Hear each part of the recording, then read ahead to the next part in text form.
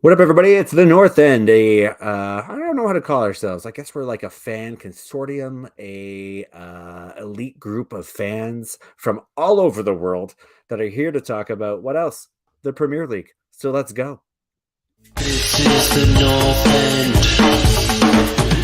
This is the North End.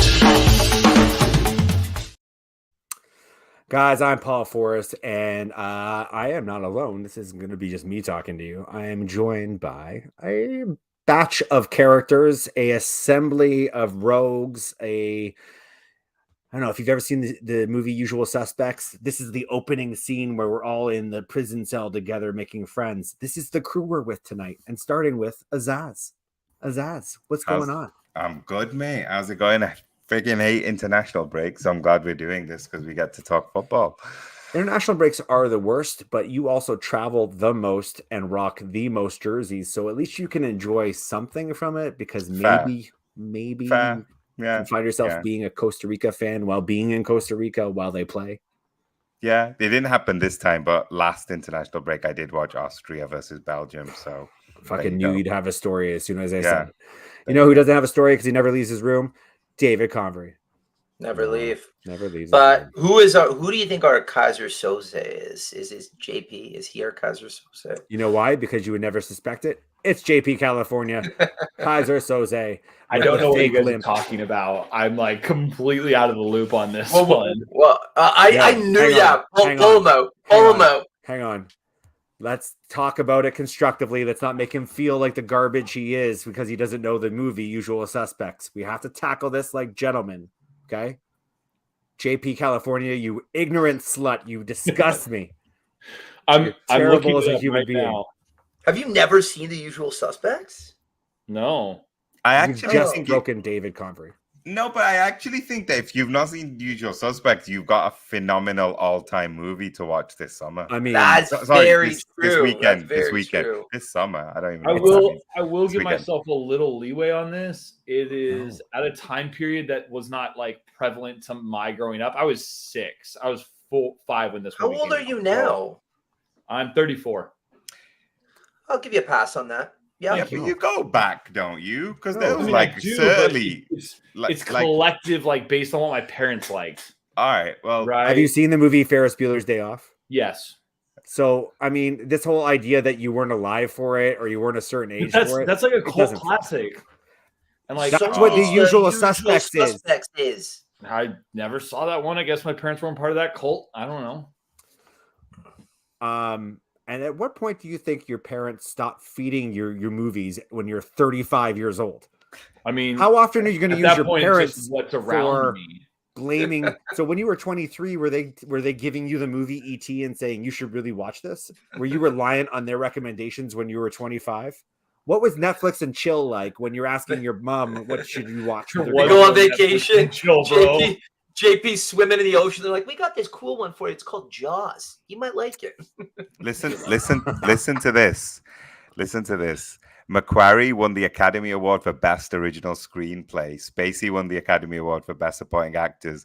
And the Writing Guild of America ranked the film as having the 35th greatest screenplay of all time. Wow. That is unbelievable.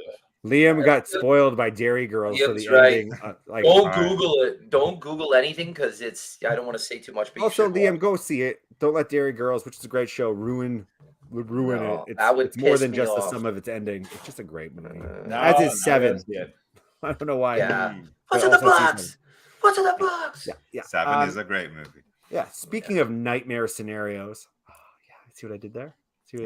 Took a movie about Kevin Spacey as a serial killer. And I transitioned it. Spoilers into this thing I'm trying to do right now. That was also I had 7. any kind of there it is. It took me forever to find my mouse on my screen. Things are not going well for Chelsea right now. Let's be clear about some things. Like what's going on with Chelsea, guys? Apparently, previous owner moved some money around in ways that were very sneaky. Secretive ways. And the new owners, to their credit, came in and said, we've looked at the books. The books are not adding up. There seems to be some shady payments to some people. They went to the right authorities. They reported it. And now I think the big debate is, should Chelsea be penalized for what was breach of financial fair play, which was disguised payments for various things, which let's assume that gave them some sort of advantage on the pitch, or because it's a new owner and the owners were so forthright and came to the league with the issue, should this be a statute of limitation situation where the club is not punished because the ownership has been exchanged? What do you guys? I want to jump in first. Go Go for ahead. it, JP. I think you have to throw the book at them. You have to go after them with everything legally you can do. Not because there's a new owner, but because if you don't, it's no longer about keeping the status quo or the rules. It is, can you get away with breaking the rules? And so, Do you feel that way if this was Villa, though? With 100%, 100%, 100%. Because we almost went into admin because of that almost exact same thing. We didn't get a point deduction. We couldn't pay the bills. We were 2 days away from going under. So they need to throw the books at them, take the titles away from them, point deduction them, transfer ban them, do it all. Because if you do it to them, you can then do it to others. I kind of have to agree with that. I think if and again, we don't know that we talk about Everton, we talk about Man City.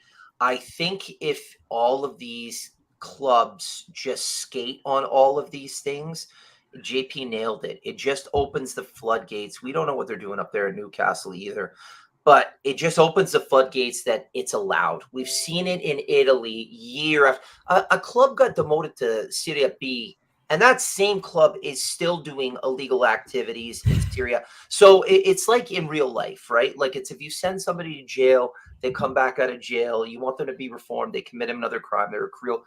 The punishment has to fit the crime in order for other clubs not to follow suit. Because JP's right. If you don't throw the book at them, every club's going to be like, well, they got away with it. Who's to say we can't? And then it becomes commonplace. But who's the they in that? They meaning if they got away with it, Chelsea.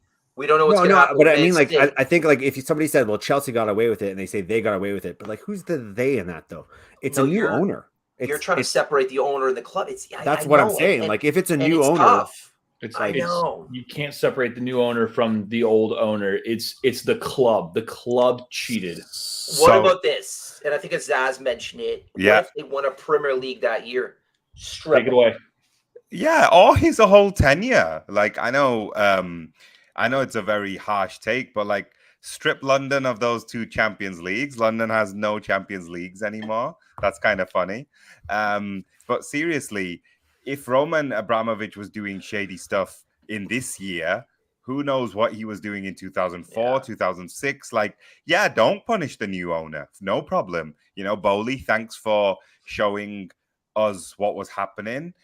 You don't get a punishment, but everything that happened between 2003 to 2020, 21, gone, you know, like 2 Champions Leagues gone, all those leagues gone. Like, you can't take the piss like this. Does anyone know what year, like what Bowley reported, how far back it went? Well, this is Willian, so it's 2013. Willian and Eto'o signed around the time Brendan Rodgers. There's also been some stuff that involved potentially Hazard's agent. Yeah, so it goes far. Yeah, so and they won a title. They won a title or 2. They won at least a title under Conte. 2. Yeah. One with Mourinho. So Mourinho, 4. So, when he came back. Yeah. So and the one Champions Leagues. Exactly. So the one after Brendan Rodgers went close. So that would have been 14-15. And then Conte won. That was with Mourinho, and then Conte won one as well. Yeah, and they won an FA Cup and all that mix as well because it beat us 1-0 because Phil Jones can't run, but that's neither here nor there. Is there ever a scenario where anybody thinks they're going to take away trophies? No, but that's what they should do. But they should. I thought you were going to say, is there ever a scenario where Phil Jones can run? The answer is also no to that as well, sir. I have maybe a different take. In fact, a very different take. I do think it matters that this is a new ownership group, and I do think it matters that they're the ones who came to the league with the issue. They came to the league in a way like the league was never going to find this out. This is like deep forensic accounting to a level that the league doesn't have access to the books of Chelsea. They, as the new owners of these books, came forward and reported an issue. I think it would be significantly detrimental to other owners playing ball with the league if on an owner to league basis, this team was now punished to the full extent of the laws and the rules. But Paul, I'll they're counter going to that. get more than a slap on the wrist, but like this talk of like stripping titles, that's way too far. Like that's too hard. But how does that impact the current owners? It doesn't impact them financially. It doesn't impact them with any points, and it won't be any appeal to come to Chelsea. It's basically stripping of them of what they won at the time or in and around the time to say, guess what? You broke the rules. And it's like we're all saying, you're coming down with the anvil. You're saying, guess what? It's the whole fuck around, find out situation, right? I think it does affect. Well, here, their relationship with the fan base gets affected because they've now cost them titles by coming in and being too honest. And Chelsea fans will blame them for that. Number one. Fair. The actual product they bought is a trophy-laden winning team that gets affected, and the value of that brand gets affected. And like speaking of brand, who wants to sponsor or work with a Chelsea when they've just been stripped for cheating from 15, 20 years ago? Again, nothing to do with the current ownership. I think we're probably talking more about point deduction. I think we're talking more about financial, like big slap, not necessarily a slap on the wrist, like a big penalty. Which is still kind of a bummer because it's a different ownership group. They're paying for shit that the Russian did. But if it's a point deduction this season, I mean, somehow that's not even that bad because this season's kind of a wash season for them anyways. But the whole thing, and the fans will turn on them then saying, why did you do this? Because the fans are ultimately the ones that are going to suffer here if it's a point deduction and a financial penalty that's going to run right into their transfer kitty, right? So the fans won't be happy with the owners coming forward. My interpretation is the fans aren't going to be happy no matter what. Like, yeah. I could definitely see them going, who the fuck are you guys to come in and like spoil the fun? Yeah, we knew he was doing stuff that was shady, but we didn't ask any questions because we were in Champions League and we were winning stuff. Like, who are you? I don't know. I don't know how this one plays out. It's just like I find this one intriguing more than anything. And if it's anything, it's telling me that I don't know if I care that much about Chelsea anymore because this would have been huge news a season or two ago. And now I'm like, oh, more shitty things are happening at Chelsea.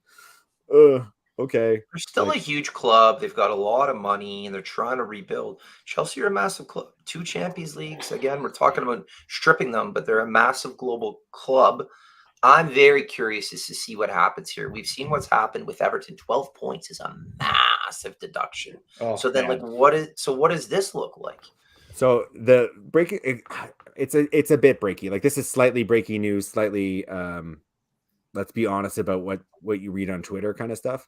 It was broken by an Everton journalist yesterday that he has the inside scoop and that this week, tomorrow, Friday, it will be announced that Everton are going to be hit with a 12-point deduction for breach of financial fair play and a few other bendy, ruly things. Don't know if it's true or not. A lot of counter rumors saying nothing has been officially announced.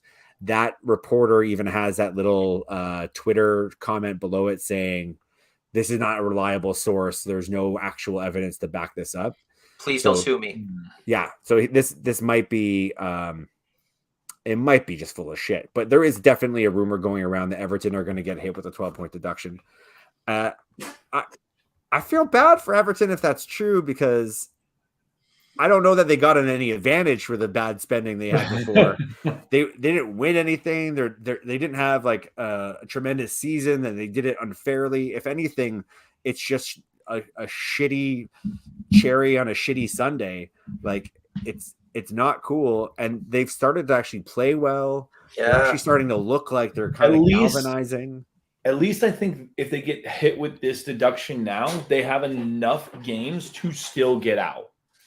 Like, I feel like they have an upturn. Points. It'll put them at 2 points, but 18th is at 6 and 17th is at 9. Like, all they have to do is outperform Bournemouth, Luton, Sheffield, and Burnley. Like, I still think Everton in this form they are in would be fine.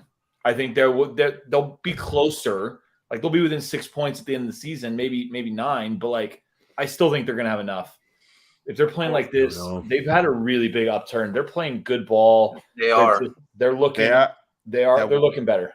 One Calvert-Lewin injury away from going. Oh yeah. Well, yeah. I mean, they are. Doucouré's looking better. Their midfield's looking pretty solid. And don't think that won't light a big ass under the teams that are in the relegation. Like, to have a team drop down to last place on 2 points, if you're Luton, that's like, let's throw a party that day and like, let's get back to work, because now all of a sudden you just have to beat Everton. And but at the same time, it could also motivate all the Everton guys. Like, this wasn't our fault. Yeah. We were playing well. It doesn't matter. We're going to overcome this. What's the most likely scenario? That it's going to motivate those guys? They're going to be like, oh, fuck this shit. Where's my agent?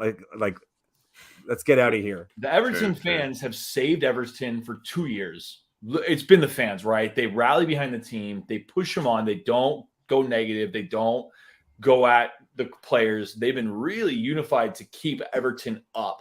And I think if this hit them, it would be instantaneous. You would see the fans just jump to help push their team into games. Sure. I think it's actually been Richarlison that's kept them up, but that's like, I don't know. However you want to say it. I mean, I don't know if the fans were the ones scoring those late goals or not, but if they go down, they got a player I'd like to snatch if they get relegated. So selfishly, I don't know. Name the player.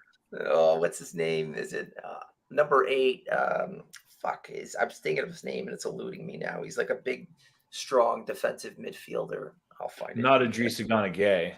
Yeah. No. Onana, you mean? Onana. I like him. He's a big, tall guy who can control the ball. He's better technically than people realize, and he distributes well. He's kind of a little bit like Basuma, but maybe not as attacking. But he's strong and he's a good player. He's faster than Basuma. I'll tell you, Dave Connery, only you would appreciate this, but Garner is the only guy I want back from Everton. He's not. He's a mid. He's doing well. He's doing well. Have you noticed? They've started playing well as soon as he started becoming a regular in the team, and he plays right back. He plays center. But you're doing what every other United fan. You're saying, I want an average Premier League player, and this has been the problem for the last 10 years. I want exceptional players, and I think for his position, Onana is one of them. But no, for a 6 in the right setup, I think he's a machine. Right. But what I'm doing is not that. What I'm doing is what I've always said. I've always said James Garner is going to be a baller. You like and him. I still stand by it. Do you think he will? Do you think he'll get up to that level? Totally. Yes. I don't know. I'm a big fan of the way he plays. Yeah. Anyways, transitioning to Man United news of the day. This chubby little boy child, who I'm not mad at. I'm not overly critical of the new regime of Man United, whatever the hell. I got to jump in here. He looks like a chunky, older version of Luke. Yeah. I sort of see it. Luke, if he had stability in his life. Is that what you're saying? Yeah, maybe. Yes. Sure. Yes, and a very, very handsome income. Do you think Luke would take all the fans down to the pub for a drink and just tell them everything that's going wrong at the club? I've had it with Luke at the pub for the fan time, and it is a good time. Maybe. Oh, yeah. So the deal is, this is the first exit. He's not even out yet, really. I think it's at the end of the season. Richard Arnold is moving on. This is meant to be the strongest indication that the Sir Richard Ratcliffe, is that right? Jim. Sounds right. Jim Ratcliffe. Big Jim. I think so. Will be purchasing 25% of the club and will be taking over the running of the football operations. Yeah. And it is probably the best possible news for Man United fans. Forget signings, forget managers. Like, this has been the thing that has been holding us back as an organization for 10 years. And it's so goddamn simple. If you don't know football and how to run a football club, hire people that do and build a hierarchy and organizational structure of people that know how to do successful things in the sports business world and football world. Those two things together. And it's and still, listen, it's fucking joke. two-parted though, right? It's good in the sense where ideally you're bringing people who know how to run a sports business. Like it appears not just like with football and you talk about Nice, but there's strong talk about Paul Mitchell coming in as director of football, which I would welcome with open arms. And this is positive, but I also think it's a bit of a smokescreen because you've still got the Glazers over here. And I know they spend, and don't get me wrong, I know there's this whole thing, oh, the Glazers are Glazers. Man United have spent money. I've said this on this show many times, but they spend Manchester United's earned money, not their own money. You want to talk about Roman Abramovich, legal or not? Talk about Man City. It's blank checks. United earn a bunch of money, and they spend the money that they've earned for how popular they are globally, despite how shitty they've been on the field for the last decade. So that's still over there, and it's concerning. But I agree with Paul. If you bring football people in and let them run that operation, that would be vastly different than what's happened in the last 10 years because it's been a guessing game with people of sheer incompetence at that position, dealing with a bunch of different managers, wanting this guy, that guy. And we've arguably been the worst sports team on the planet when it comes to transfers and acquiring players as a sports franchise in the last decade. So I am kind of excited about this, but those guys are still over there in the corner siphoning money out of the club. So can I just say something? So I don't disagree that obviously you guys need a new sporting project and you definitely need the renovations and the stadium and the training ground and everything. I don't know if United can spend anymore though, like based on, like yes, they're spending the club's money. I know they're not dipping into their own pockets. Nothing says an owner has to anyway, but that's not the point. They're toxic. They need to go. I understand all of that. I'm just saying, Man United, there is a buying and selling situation. United need to sell better if they want to spend more money as well, because they're actually towards their capacity upper limit of what they can spend anyway. There's not that much more. Like this summer, for example, of course, they didn't spend any more money because they were in limbo of sale, but there is part of like all of those Anthony and all of those transfers actually caught up with them from how much they could spend as well. So that's just something Man United fans need to get a little bit prepared for. That, like, yes, I understand that the spending has been terrible and United can spend better. They can't spend that much more, whether it's what you're talking about is they can't spend that much more right now. They still, as a club, generate tons of money. Sure. One or two seasons of not spending that much money, they can go back to spending the same amount they've just spent last 10 years. Yeah, it's just it better. This isn't an injection of cash. This is just people managing the books correctly and making the right 100%. Football. We still have a ton of money. Of course. And you never won't have a ton of money. Like, it's Manchester United. You'll never have my point is, I just don't know how rich your owners have to be anyway for the transfer. No, I hear this all the time too. I hear this like from guys like Luke specifically, where they always talk about like how rich an owner is, and they equate the owner's wealth with their new club's like investment policy, spending power, and they never seem to connect that this guy over here has got that kind of wealth because he doesn't have bad businesses. And pouring money into a club in the hopes of winning a trophy is bad business. Yeah. And there's only a few organizations, countries usually, that can afford to do that. And even that is not necessarily bad business. It might be bad business for Man City, but it might be great business for their other properties that they're westernizing. So all of them together, they're making money. But yeah, this equation of tons of money, tons of investment into the club, turn your fortunes around. The only time I've seen that where it actually turns out to be true is if it's like country money. And that's because they're not trying to make money from the club. They're trying to make money from some sort of sport washing agenda that's slightly nefarious. Or you get mad Russians who just want to win at any cost. And take the tiles off. We find out later we're doing that because, they're spending money in dirty ways. Yeah. JP, what were you going to say? Because I do have a follow-up question for us. Well, first off, I think Mr. Gomez in the chats is spot on that Old Trafford itself needs to be funded quite a bit. But the good thing is, and I could be mistaken this, but injection of cash into infrastructure items like stadium rebuilding does not go against your FFP, I believe. No, it doesn't. Which is great for Man U. Yeah. But that could take away from some of the spending power that Man U have. So to me, and this is a shot in the dark that Man U need to do. They need to employ the correct people. They need to improve the infrastructure at Manchester United while also buying the right players to transition them into a team that's chasing for the top 2, top 3. That's what we're saying, JP. Right. Yeah. Right. Yeah. And the thing that was always needed, the thing that was stopping us from doing any of that, that is owners essentially that gave 2 fucks enough to do that. I think the owners they liked having it. I think they still like having this Man United brand that is part of their like diverse portfolio shit they own. The Tampa Bay Buccaneers, they like having these things, but they don't like it enough to like invest their time and energy into really understanding the business.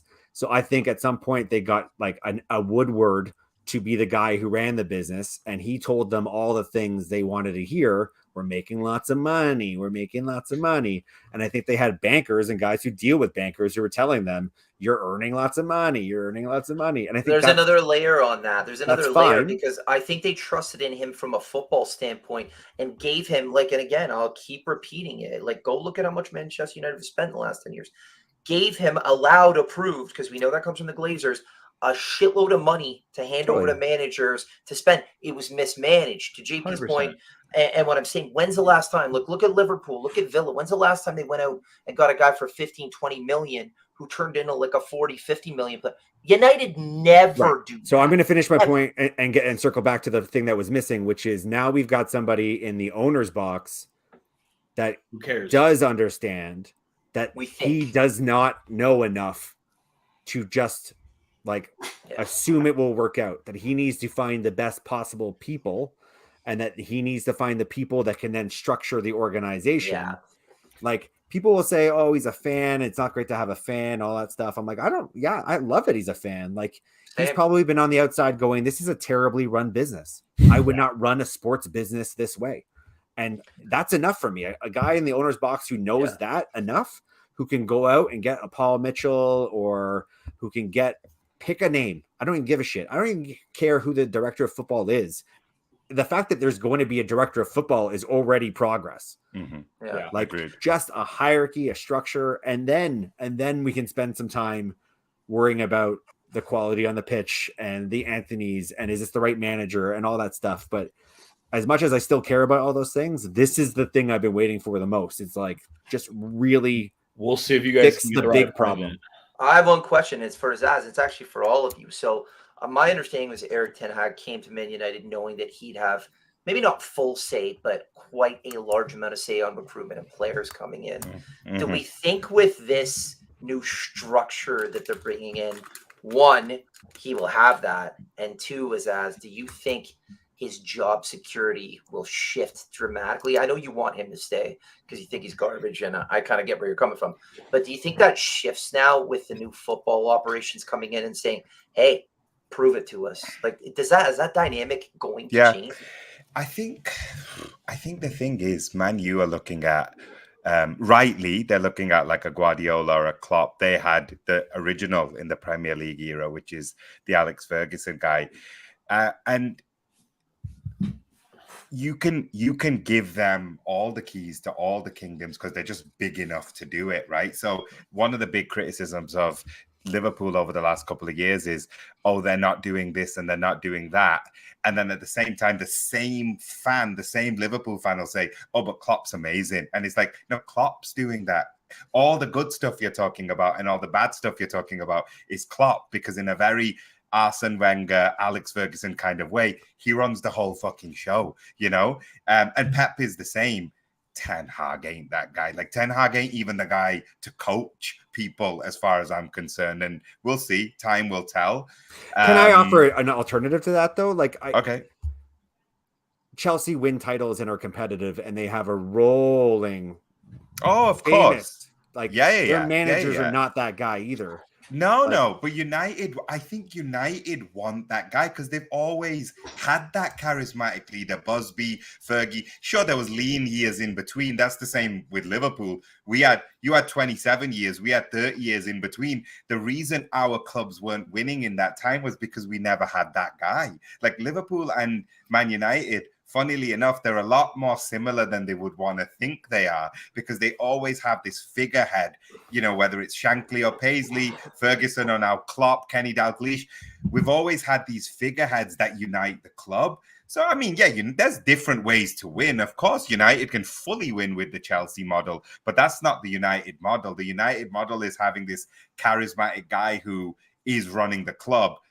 We'll see. Time I will completely tell. understand what you're saying, but I think this is where I think specifically a lot of United fans have to get this.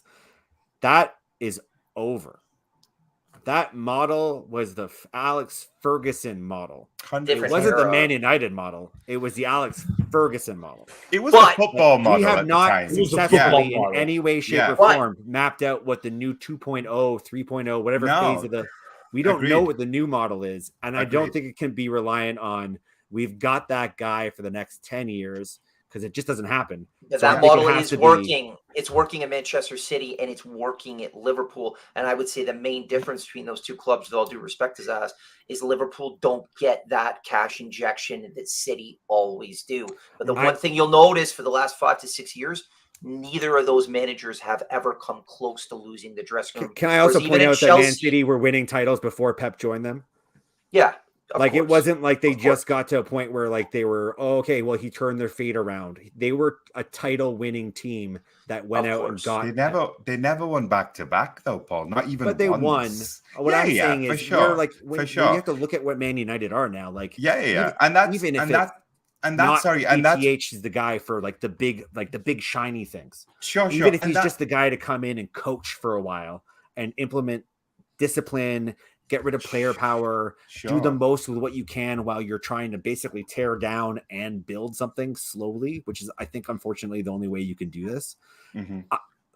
That doesn't mean that it's wrong. And it doesn't mean that even though he's not the most charismatic guy, he's not a Ferguson, he's not a Pep, that's probably okay as well. Because really, we're not challenging anytime soon. We just need somebody who can get us through what's going to be a rough couple of seasons. But do you getting back to club building? But before we go to JP, Paul, do you believe that Eric Ten Hag, even with the right sporting group above him and the right injection of cash, do you think he can take this team to the next level and the level after that to fight for a title?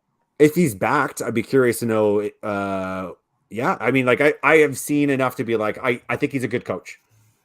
I don't know that a good coach is a good guy at assessing talent and putting proper price tags on players and working within a budget. But that's, to me, a director of football. He sits down with a guy and says, I want Anthony. And then the guy's fine, 50, but no more than that. And we avoid overpaying on Anthony, or we go and get somebody better. I have a hard time putting that on him. In the meantime, he's had one full season. I was happy with the results of last season. And then he's had 1/3 of the season in this year. He's 1 point behind the points he had last year. He's the first Man United manager to 50 points in the shortest amount of time. He's had 17 players injured this season. 17 players injured this season. He's lost half the games. United have played 18 games and they've lost 9 games. 17 players in a rebuilding year. In a time where we're still trying to rebuild and get rid of players. But he's had 17 players injured. He's had 2 players gone for reasons that are look at those wins though. All of them by 1 goal, and look at the performances. The performances was that last season or this season?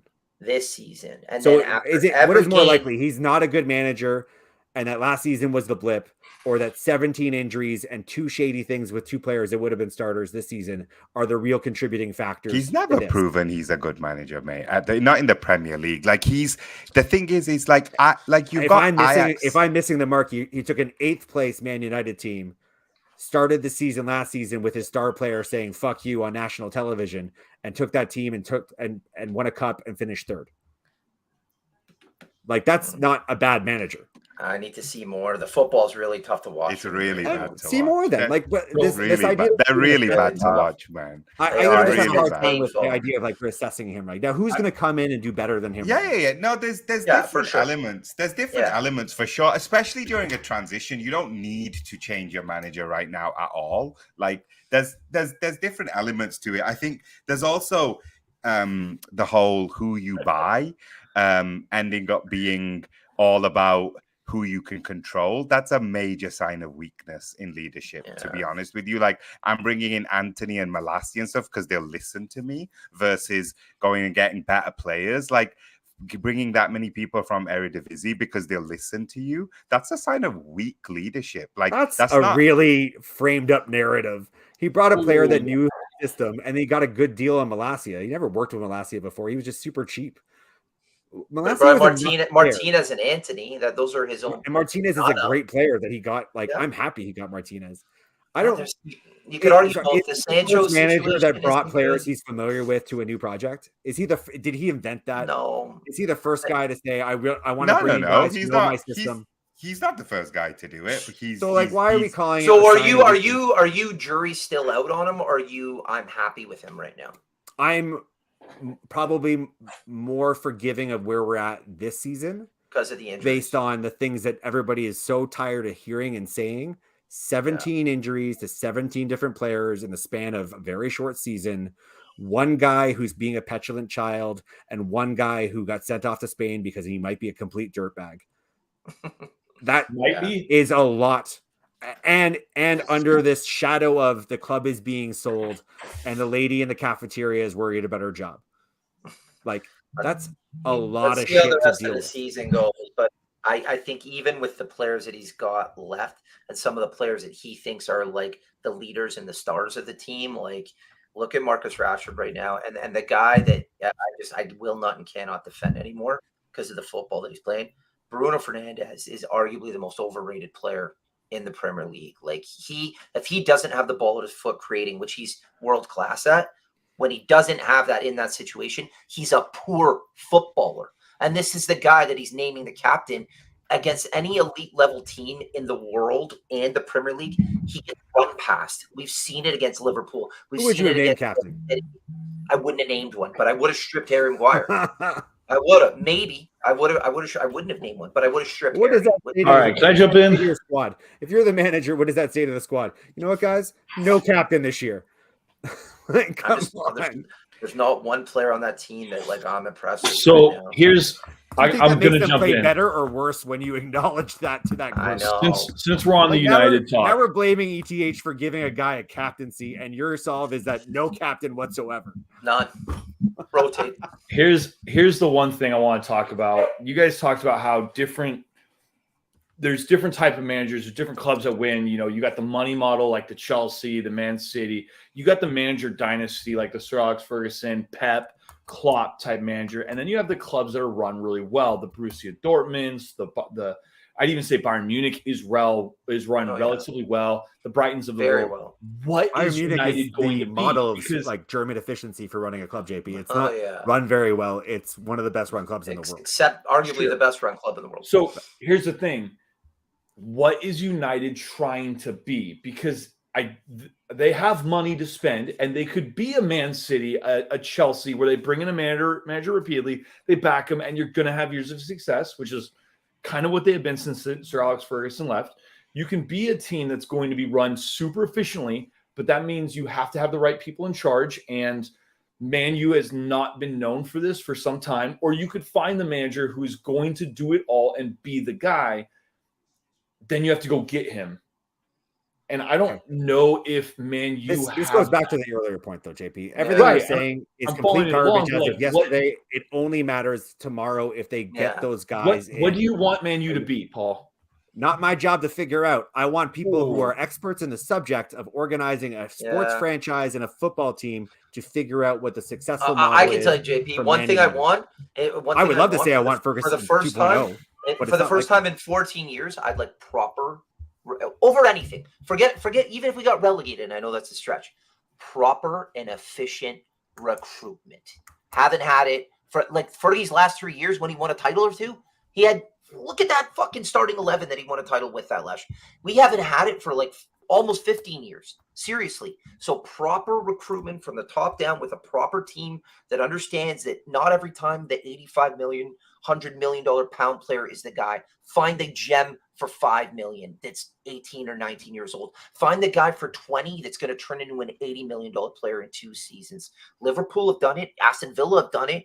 A bunch of teams are doing it. Like, why can't we've never done it? When's the last time we and I got want a these young decisions player? to be made by somebody who Yes. watches soccer because they Yes. like it, not because they're in the owner's box eating caviar.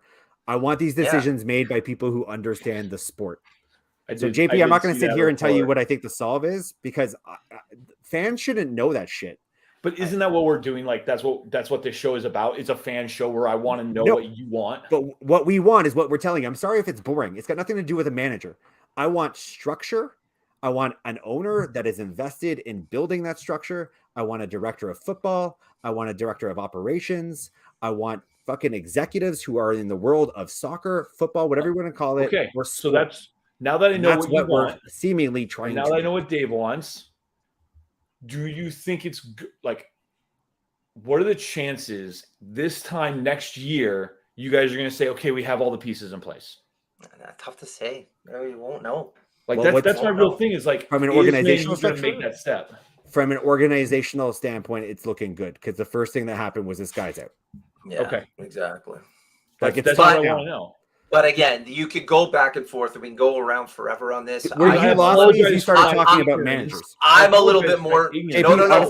Where you lost me as you started talking about managers again, and I'm just like, that's a separate fucking conversation. I don't care about the manager for a couple of years. I just want a fucking organization that has a structure. But let's agree on this. People who are smart running the show, not on the field. At City, there's one person who has control. Azaz, correct me if I'm wrong, but at Liverpool, it looks like there's one person who has for better control. or worse. Yeah, there you go. For better or worse, yeah. And at this club, we've had seemingly for the last 12 months one person sanction it's everything. 100% not about the manager. Sanction everything. And when I say sanction everything, I mean transfers and signings. And in my personal opinion, as a fan of the club, I don't know if all of them have been wise, and I can be honest with myself at the time. I thought a lot of them were great. They haven't panned out well. So I don't know. I want someone in there working with the manager, and I don't know if this guy's going to be the long-term solution, but anything's better than what we've had as far as a sporting hierarcy. And I think we could maybe kind of. I don't even like, even if somebody said, hey, like ETH is shit, like even if we weren't the most informed club over the last 5 games in the Premier League, whatever that stat is, which is, by the way, it's a great stat. Because that's weird. Even if we were like so terrible, I don't think I trust anybody to make the decision to fire him that knows anything about football. Like, is it right or wrong, or are you just reacting to a run of games and you're not accounting for 17 injuries, 2 shady things, ownership changes? Fucking, there might have been the flu tear through us for a month. Like, if they're not thinking about any of these things because they just don't know football, then they're not qualified to make a hire and fire decision. And that's what's been happening for 10 years. People who are not qualified to make these decisions are making these decisions, and they're being forced because of the press, because of the fans, because of the pundits. Like, I just want people who are at least qualified in making these decisions. If they don't think ETH is the guy and they can bring in somebody better, even if I've never heard of them, fine. I'm on board with letting like sports professionals that know the sport have a try instead of having this fucking Hail Mary. This manager will fix it. Solve. I don't want to be a club that keeps going through a revolving door of managers, and what we've become, which I think is embarrassing, is celebrating third, fourth, and second. That's not the team that I remember, and I know that's not who we are right now. But if it takes finishing 8th this year, maybe 6th next year, because I don't know how quickly things can turn around with bringing in the right people to start a long-term project. Where is there any whispers? Titles? I'm going to Haralio, my man, you're making a really good point. I'm just going to point this out though. If Arsene Wenger, who is an excellent manager, was actually properly backed by Arsenal, and famously he wasn't during a long tenure of his run at Arsenal, imagine what he would have been able to achieve. I agree. He was held back because of the club and the structure and their lack of investment and, frankly, their drive to win. So managers are incredibly important, but like it's boring to say it. You need to have the right people You who gotta want to have invest. both. Like, Gotta have both. you have to have everybody want to win. Everybody Yeah. has to be aligned to winning and not spending all the money in the world to win, just running the best possible organization. And that goes from the tea room to the way you travel to the players you sign, the way you train. Like, it has to all Dude, be look at it. Let's look at it. Mane, Salah, the keeper. I can't remember his name right now. Van Dijk.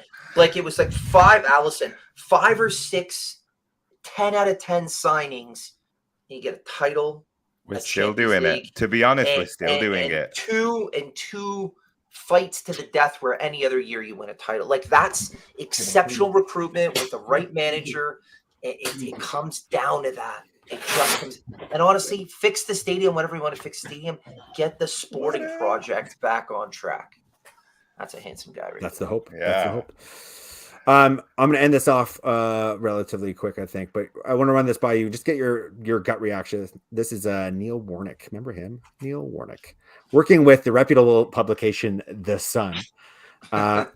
VAR sucks. I said it before. I'm going to start saying it even louder. I may actually even do an entire show dedicated to my opinion of football is worse now than it ever has been. I know I just talked about being Man United. Clearly, I'm frustrated with the state of my club.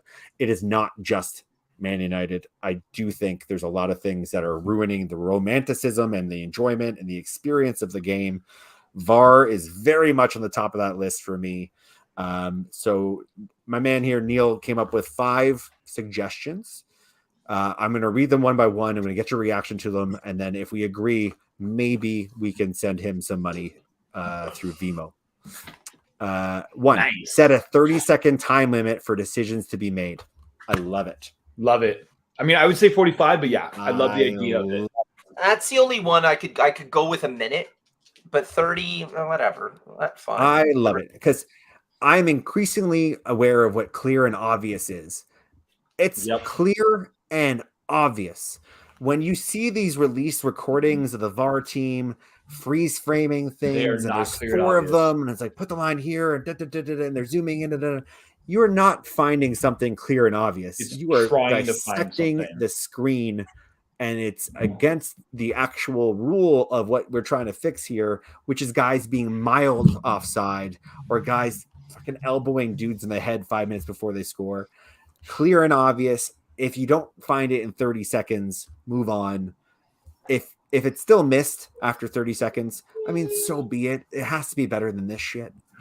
Number 2, stop using slow-mo replays that often make incidents look worse. I'm okay with this. He's got a point. Fouls, yes. I think you got to look at both. Look at both. A normal speed, and I think sometimes you need this for like a handball. Sometimes you need the slow-mo. Can we not agree though? Like slow-mo.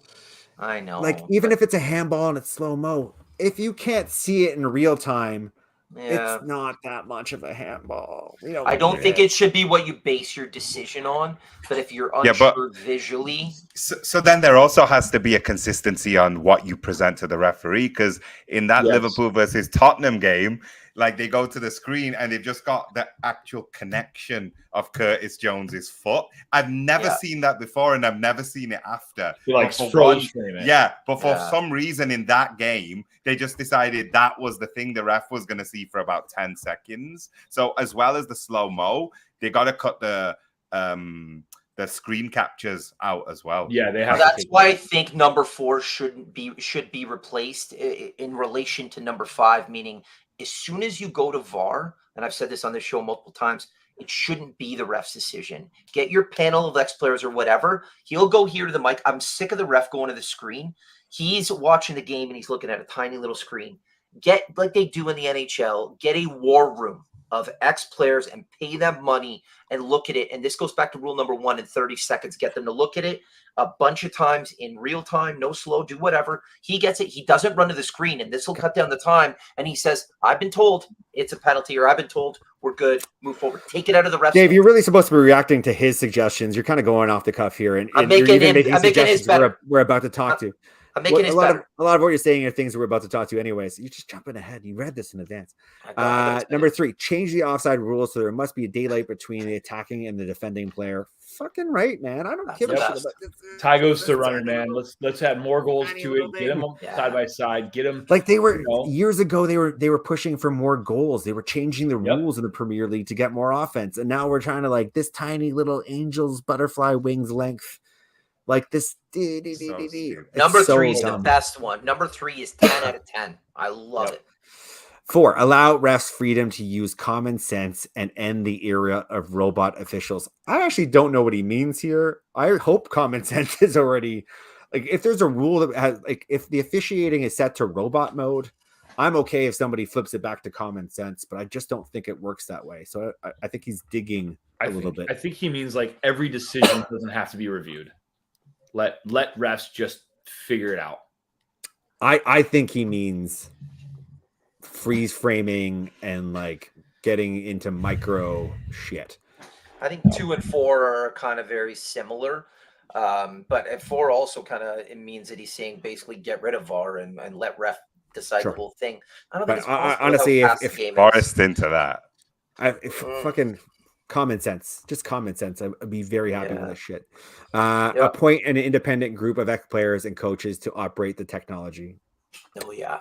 Yeah, but then how could the boys' club look after each other? Then Yeah. you know, like number. I agree, 100% agree with him. It's just how feasible is it? Because they all got to watch each other's backs because we Yeah. watch them on TV and then we make fun of them and like shut up, like do your job. Like honestly, Yeah. at the end of the day, like we're all we all work. Like every time you go to work, sure, there's not 30,000 or whatever people shouting at you, but like that's the job. Like Yeah. I can't deal with the fact that it's all about like protecting each other because we've heard some audio now. We've heard the audio. They don't want to bury each other, so they'd rather the bro code rather than the match. So number who's 5 is how messed up is that though? Like so you hear the messed audio, up. it's so disappointing. Some of that audio is like, this is not what's supposed to be. What's supposed to be happening is there's a sporting event happening, and you're supposed to call it by the letter of the law. And you hear some of the conversations, and it's not that at all. No, because what the fuck are you doing? And it's the biggest league in the world. Yeah, so we're so used to the North American one, which is actually really good. Like the when right you hear, way. yeah, The when right you hear like the NFL or the NBA one, you're like, oh wow, like they couldn't give a shit if they're gonna go and have a drink with that guy later on. They're doing their job, you know. Integrity. Yeah. I agree. I'm going to throw a 6 in that I've always liked the idea of this. Put it in the coach's corner. Give them a flag. Yep. I knew you were gonna say it. I'm a huge fan of video flags. Like It'll I never think happen, maybe dude. something was shady in the box in that corner kick. I'm going to throw a flag. I want you to review it. Nothing was shady. Okay, cool. I'm playing man down for 5 minutes. My consequence, I used it, whatever. Oh, I was right, and that goal should not stand. Great. I pick up my flag. I get to use it again the rest of the game. Put it in their hands as something the manager can or cannot choose to use and speed it along. And that way it becomes a thing like this was missed in the box. Ten Hag missed it. He didn't throw his challenge flag. Cool. I'm cool with managers being responsible for that. Premier League wants no more Americanization to come into it. And they would be like, listen, they'd start making the jokes. This isn't American football, mate. This isn't baseball. They don't want the history or the integrity of like that. I don't think it will ever happen. And I don't know if I are want you that aware the happening challenges exist in cricket? I'm not. No. In a Yeah, test they match? do. Aurelio They do, tells me. yeah. I don't even know They the do. rules of cricket, but So I you also sound don't like know a any real rules of fucking cricket. Dumbo right now. I just want you to don't. know you're gonna listen back and like regret everything you just said. no, what? it's I don't watch scripted. cricket. It's I know like you you can throw- don't know the rules of cricket intimately, Dave. You could fucking throw stooge. you could throw a googly. That's one of the throws. I know that one. And you only know it because it was in a movie. That's right. Yeah. Was it Not and it's not the usual suspects, Jake. I was gonna say, is it the usual suspects? Oh my god, it's gonna be. I know a the deep cut term movie. wicket. Test match. wicket. That's all I know. It was a wicket. It's a great movie, by the way. Do you guys think before we World War finish II. up? Do you guys think, because I think it's important to talk about? Do you think VAR is going to get better? I think it will. I I think think it at the will. end of this season, there's going to be a change again. There has to be. They can't Yeah. do It's getting this worse. season again. I think it's going to get better. I'm positive about VAR, and even when it first came out and we talked about it on this show, I said we all said it's going to take time, but it'll get better. But I'm shocked it's taken this long. I do think it'll get better, but man, I just didn't think it would take so long, and I didn't think it would get this bad. It's been bananas. I think it's shitty. I think it's fundamentally mutated the watching of the game. I think this is a sport that's unique in that it has like how many minutes of build up to explode, and now we have to like not explode anymore because like We're not talking about sex. 5 minutes later, it's the most akin to sex of all the sports you can watch. 100%. That tension and release, don't the disagree with experience, that. that euphoria of the crowd, it is as close to a sexual experience as you can get in sports that is being fucked. It's all of a sudden we have to pull out now, and it's not cool. I don't like it. Do you remember when JP Okay. said they were bringing in VAR to just help out all the big boys? JP, what team's been most negatively impacted by VAR since its This season, it's been United. But By an Villa's insane done well ratio. because the one thing VAR, and I'm not trying to say the one Liverpool problem, most of the times I'm going to say the offsides are being called correctly with VAR. I don't know if that's true. 99% of the time, offsides are being called correctly, and Villa have used offsides like 30% more than anybody else in the whole league. We've had 20 more offsides calls than anybody else. Should maybe get your players to run on side. No. We're catching other people offside. Catching them. It's how Liverpool did. Yeah, did so it a we're like couple we're of years holding ago. our line You're- better, and you're VAR is paying the agreeing league. with us that we are catching people offsides, and VAR is playing to the letter of the law in that way, and it's Right. helping us. Right. So you guys have gotten to VAR. You're paying for it. We are using VAR the way it should be used to fix No. offsides. What I'm hearing is that there's a you cannot explain the ratio of success that you've had without some sort of shenanigans, or you're paying people off. There can be no other explanation but some sort of massive conspiracy. Are for you Aston worried Villa. about playing Villa? I feel like you're worried about playing Villa. Am I worried about playing? I am. Everybody I'm should worried- be worried about playing Villa. JP, I'm worried about playing every team.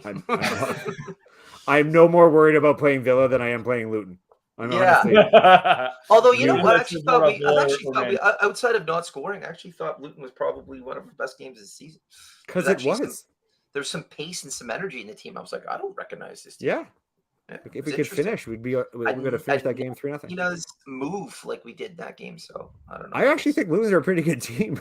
Like that's the other thing. they when I played see well them against play- Liverpool. I think they They were up did. for They- that Liverpool game. Yeah. They don't have the team to compete over the course of the season, but like when they seem to be healthy, like they are now, I think they could give a player on their day a run, or a team a We'll run. see. We'll see.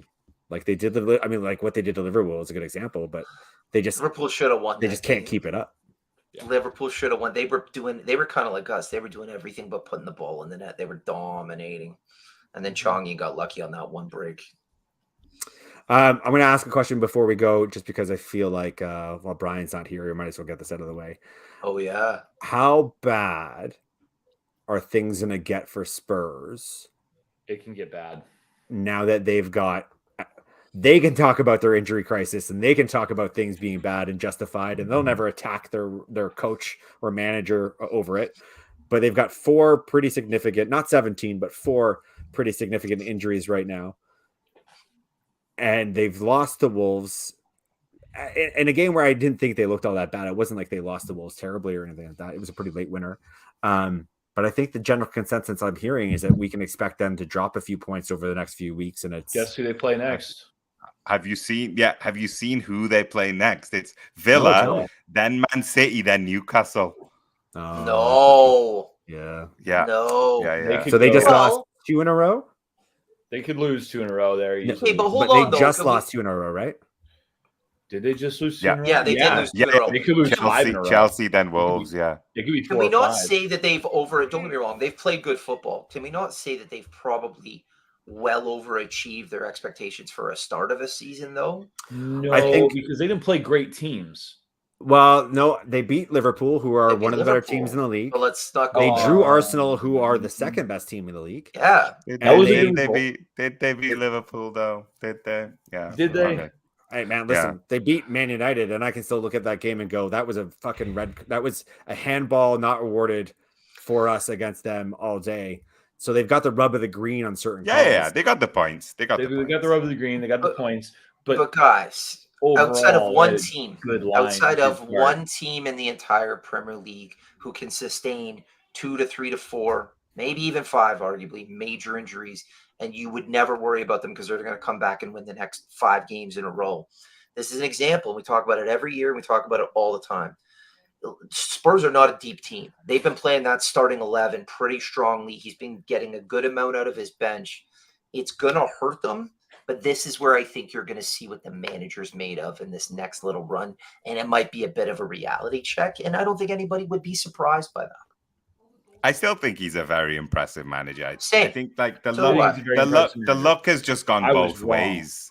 Yeah, Yeah. the luck's gone both ways. I do Yeah. think, if you look at those results, yeah, maybe they were a couple of points better off than they should have been, but then they would have walked that Chelsea game with with a bit of a different luck. And then to Paul's point, do they lose to Wolves? Even if they lost to Chelsea, do they lose to Wolves with their proper team? I don't think so. I think that theirs is a tale of luck to some extent. Good. I and liked bad what he at did times. against Chelsea. You know, the whole 9 men, the thing. I like that he sticks to his principles. I think, and Yeah. we've been talking about it in different areas during this show. We talk about it all the time. Is the team good? Is the infrastructure going to back him and say, hey, we've got a special manager on our hands here. We like him. The fans like him. The players like him. Are we going to give him the money he needs come the summer? Let's say they finish 5th or 6th or even 3rd. Who cares? Who cares? Mhm. 3rd, they would need more infrastructure for the Champions League, but they're going this way compared to what they've done the last couple of years, right? Mhm. So I think Azaz is right. Before any signing, this guy looks to be like a great signing as a manager, and they haven't had that for a while. I think this is where I am with him. He certainly plays an attractive style of football. Yeah. Everybody likes attractive styles of football.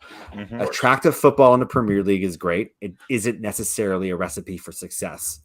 That's Sustainable. just how it is. Yeah. Yeah. Can eventually he, have found as a out. manager, apply some level of pragmatism during the rough periods, like periods where you don't have everybody available and you can no longer play at the highest caliber, that style of play anymore? Does he have a plan B that he can roll out, or is he going to stick to his guns? And this is always going to be the way we play, no matter who we have available, and lose points as a result of it, because other managers have done that. Are you calling Bielsa 2.0? Is that what you're trying to allude to here? I mean, like Bielsa's a good We example. know what of you're the worst saying. case scenario. Pep Guardiola did that in his first year at Man City, where he underdelivered by their standards, but he was putting things in place so that when they could get to a couple more players by second season, they all knew exactly how to play. But with Spurs, can they afford to have a guy who that even when the chips are down and they're up against a very hard schedule and they don't have 3 core guys that are instrumental to the way they play and have been successful in that way they play, can he roll out a plan B and be more pragmatic? Is he just going to go fucking guns blazing, a la maybe Klopp in his first season, rock and roll football? I don't care what the results are. Let's go. Because I think that might be where his vulnerability is. He's already answered that. He said he will never, ever, ever change his principles and the way he thinks football should be played and the way he thinks his team should play it. And I do like that. And I like that Bielsa went down with his ship and said, this is what I believe in. I don't have the depth. I don't have the players, but I'm not going to manage any other type of football. And we see that from Pep Guardiola.